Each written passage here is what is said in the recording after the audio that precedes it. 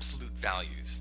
Now, recall that absolute value means distance in in some sense. So when I see that 7, absolute value of 7, that really means the distance of 7 from 0, the magnitude of 7. So what is the value of the absolute value of 7?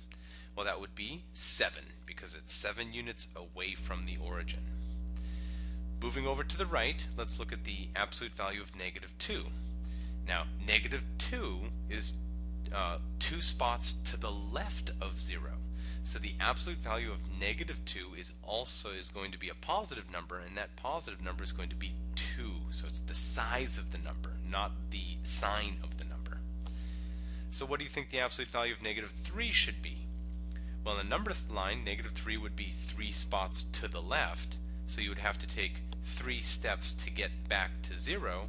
So we would give this the value of 3. Its magnitude is 3. And finally, for 5 is 5 units away from 0, 5 units above 0 in particular, so the absolute value of 5 is 5.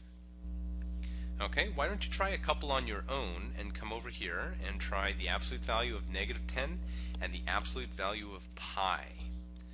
Okay, pause the video, try it on your own, and assuming you gave it a shot here, I'm actually going to physically draw the number line this time so we can kind of see where these numbers are. 0, 1, 2, 3, 4, 5, 6, 7, 8, 9, 10, negative, because it's over here to the left, and you can see how I had to list out 10 numbers to get out to the number -10. So the number of spots that it is away from the origin would be the answer of 10. So the absolute value of -10 is 10. On the other hand, what's the absolute value of pi? Well, 1, 2, 3, 4, and that means that pi is somewhere sort of in there, a tad above 3. So how far is that away from the origin?